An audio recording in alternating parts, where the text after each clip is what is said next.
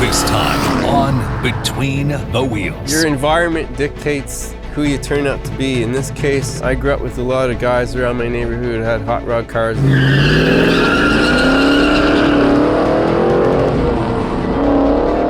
So when I originally built it, I built it like some people do, with the ultimate paint job and everything that you could possibly do. I went to start it up. All hell broke loose. Get over here with the camera, because I'm not gonna have a car lift. Bought it new in 1970. Those were the best days of our lives, I think. 17 years old when I bought that car. Ran on the street. I went there, made noise, and went home. Yeah, that's what it feels like in a 9-second car. I got it up on jack stands and I cried. Most people would look at it and say, it's a basket case, you can't fix that. I mean, we didn't have any safety checks, none of this bullshit down. I mean, everybody just drove a car, you know? At 40 miles an hour, if you're gonna crash in this thing, you're friggin' dead. I spent probably 16-hour days. I would end up sleeping in the body shop in a car. It's gonna be a lot of work, and she said, who cares? It wasn't that we had money falling out of our pockets. We made the car happen because of the desire to restore the car.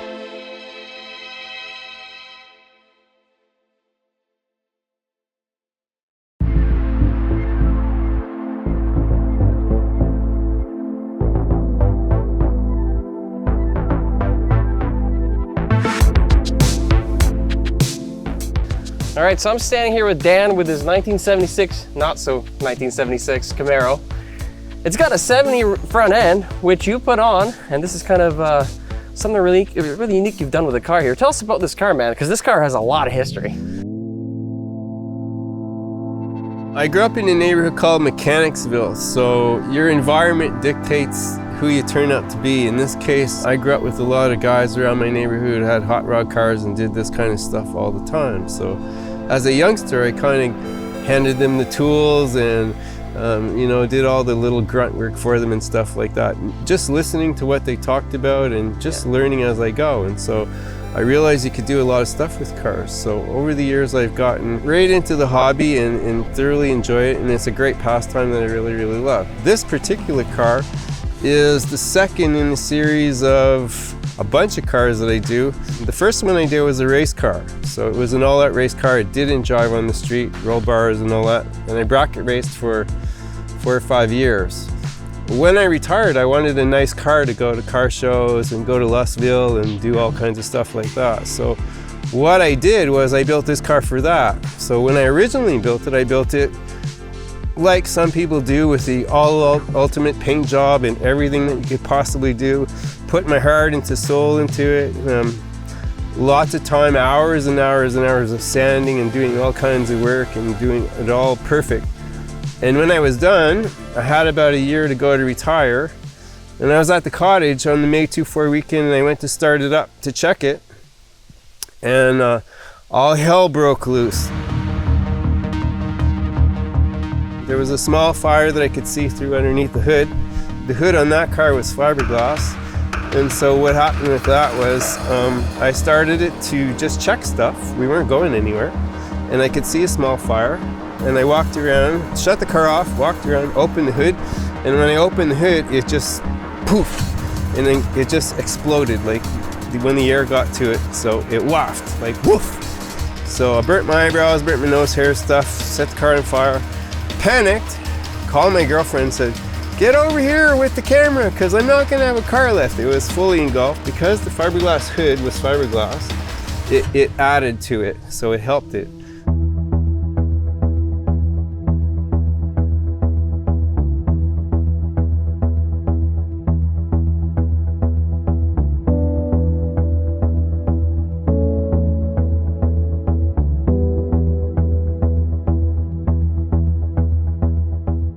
Talking to the boys at the street machines places and car shows and stuff, a friend of mine said, why don't you stick a 70 front end on your 77 and it'll be really nice, because this is the front end you really, really want and this is the one you like. So that's what I did.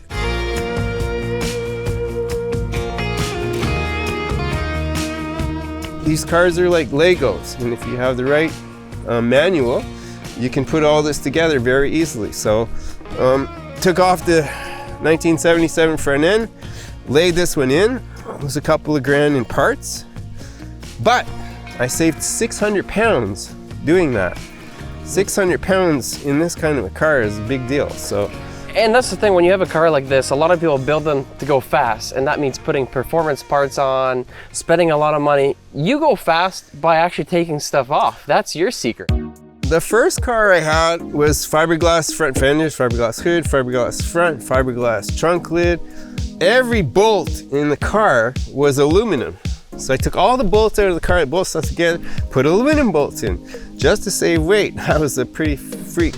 Take stuff out and stuff. This is similar, so this one's been stripped down as light as possible. So that's the same routine we applied to this one. Apply to all race cars because it's a cheap way to get performance by just making them lighter.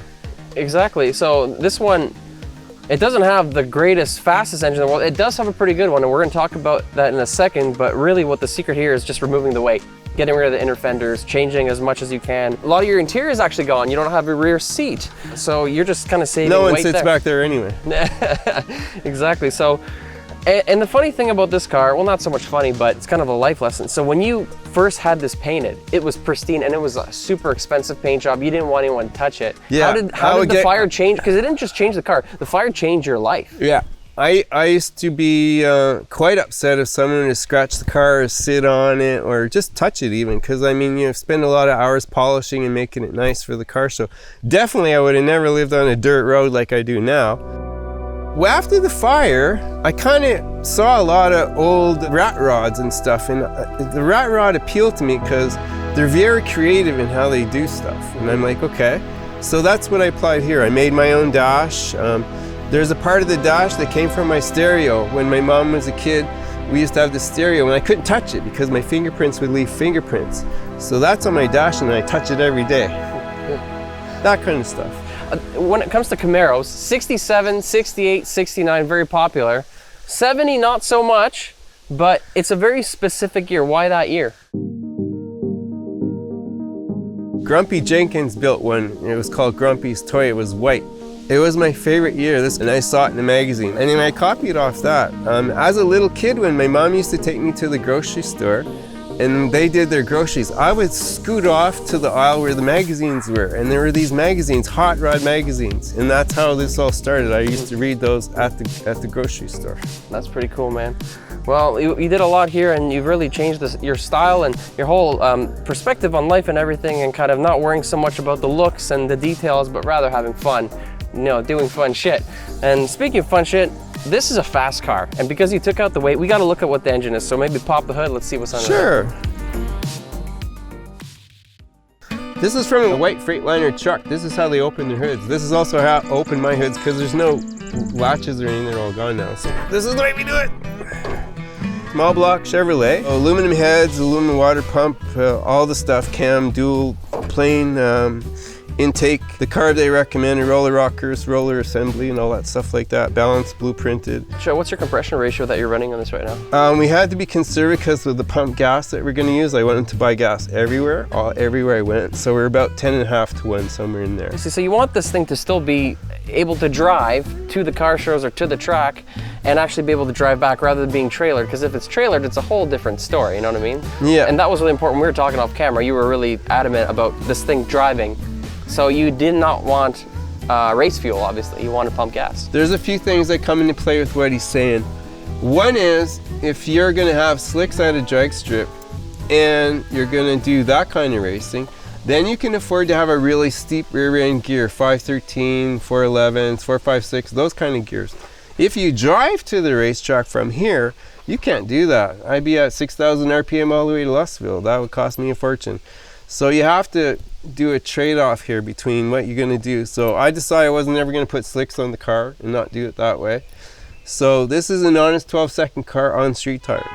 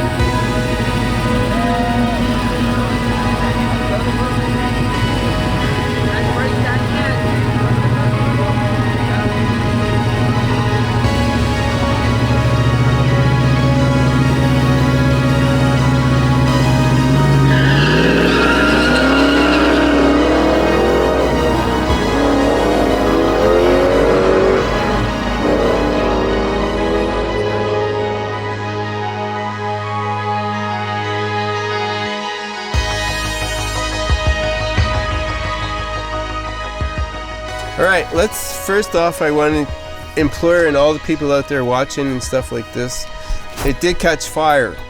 Why? Well, I do not put anything in between the pressure hose now and the fuel pump. Steel braided line, it can't leak, it can't break, it can't burst. I believe that the fuel filter that was in here is what caused the fire originally. I think that, sitting over the winter time, I think that the seals got dry or something, and I believe that's what happened. I'm not 100% sure, and you never will be.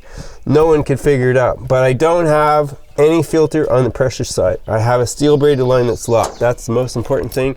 Anybody out there who has a fuel filter on the pressure side, move it.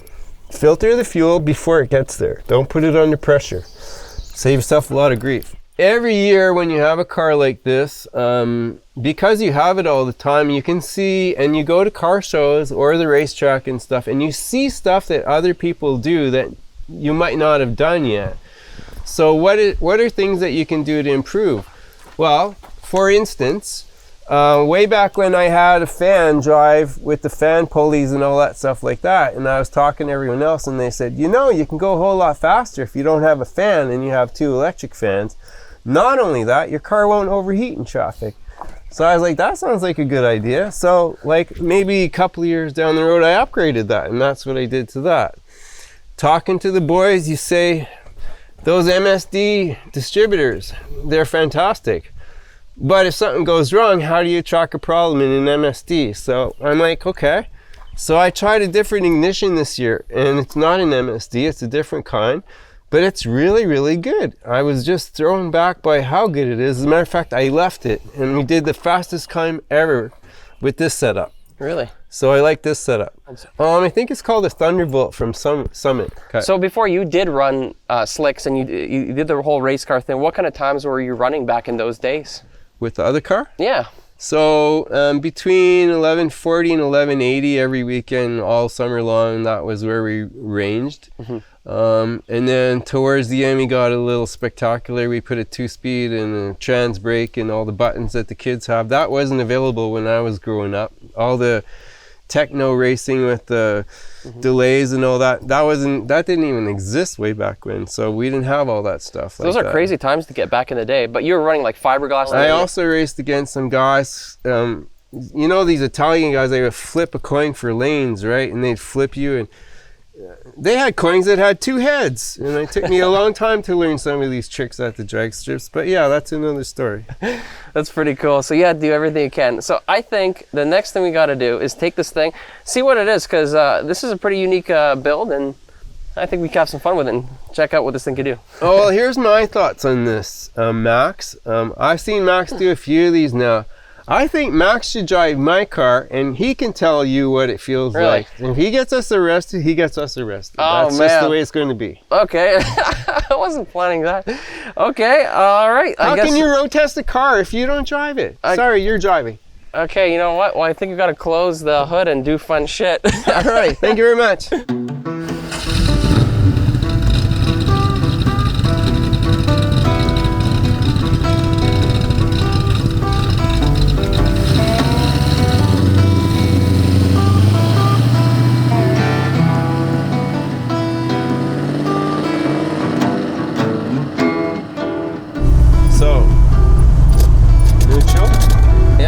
Down, pull back, that's 3. Pull back 2, that's 2. Pull back 1, that's 1. Okay. That's 2, that's 3. Same as the other guy. Nice. It doesn't go anywhere, it only goes 1. Okay. 1, 1, right? Nice.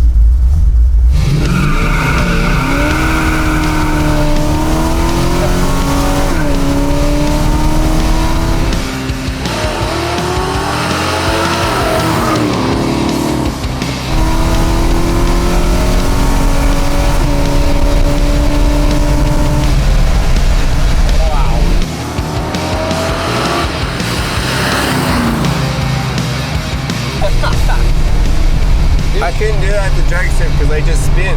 Yeah. And spin and spin, so. Well, I think you mentioned you got, what, 450 in here, horsepower, roughly? Yeah. Yeah, without slicks, you're just burning rubber. That's it. Keep control of it. watch it. I don't like this car in the rain. If I go in the rain, I will slip and slide. Even around a corner, if it catches and it goes into passing gear, it'll pull you out. Wow. Very scary. Oh, I can imagine. Yeah, it's a lot of horsepower to have under your foot and just the rear tires. Big difference between the drag cars and the street cars. Very much so. Also, too, this car is made to accelerate at the last part of the track, not at the first part. Because of the gears, I don't have like a whole shot. I don't have a lot of... Right. You don't want that in this car. No, because you got too much power in the rear end, so you're just going to be spinning anyways. Yeah. And you're not putting slicks on. No. One day. One day, yeah? One day, when the other one's finished and I have a car to go to the car show. This one's going to be full. And then this will change a little bit. Wow. Not a trailer queen, but still a little better.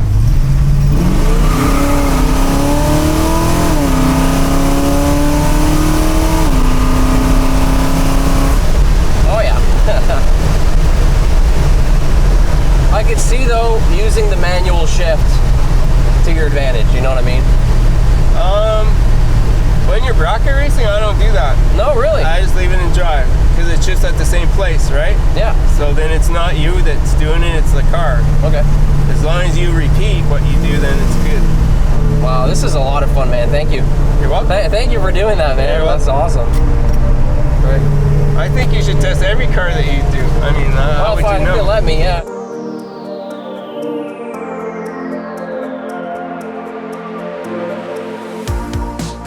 That's cool. So now it's more about utility and having fun. And in your personal life, you also had a big health scare. And that also changed the type of person you are. And you're kind of just living for the moment now. And that goes all through with the car stuff. Maybe talk about that for me. Boys, I had prostate problems. I couldn't pee. Long story short, I ended up at the hospital. When I come out, I have a bag. So it's very uncomfortable and you don't want to go out in public and participate. So I had to have an operation to fix that. I did, and then I was fine. But maybe about 5 or 6 weeks later, I had issues again. And so when I went to get everything checked, the doctor was really concerned that I have prostate cancer and metastasized, stage 4. So he told me I needed to get my stuff in order and my papers in order because it might not be successful. So I went away on a vacation, I did my will, I did everything I got to do. I came back to the doctor. I said, I'm ready. So after the operation, when I was in recovery in a groggy state, he came and he woke me up and he said to me, do fun shit, you don't have cancer, it was a cyst, it was nothing, you're gonna live a long and healthy life. And so that was an awakening for me to enjoy every day to the limit. And that's what you do, and that's why you build these cars. You got this car, you got another car back there, you're doing another one. After doing this one, I lost all the interior and I lost all the original stuff that was on the inside. And so I kind of missed all that because I wanted a car that went to car shows and showed what it is, the real car, what it looks like originally. And this one's really got a drag setup because in there you got, a race shifter, you got a hearse shifter and everything. So it's not really just like a street car, it's more of a drag car still. The suspension, the springs, all of that stuff is all race organized. On that one is just a normal everyday street car. So that's the twin. That's the twin. I call that the sister of this one. Yeah. They're exactly identical. There's nothing different. They're pretty much identical. The only thing that's going to change in that is it needs a new engine, which is coming, and we'll have it very soon. And maybe you'll come back and do a show on that one day. Sounds good, man. All right, Dan, that was one hell of a ride, man. You really gave me an appreciation for what a drag racing setup is, because that was definitely the most power that I got to experience yet. And man, it takes some care to drive that. As long as you had fun. Had fun. When you come out to Renfrew, you gotta have fun. That's right, and I like doing fun shit, right? Yeah, that's it. And because if you did this, everybody gets a hat that's on the show, so that's for you, for being on the show. Well, thank you very much. That's a keepsake that'll go on the shelf forever. Little trophy, so thanks again for Hi everybody, hello my friends, you people in Costa Rica, you people in Quebec City, people in Montreal, people in BC. Miss you guys, come visit. See you guys next time.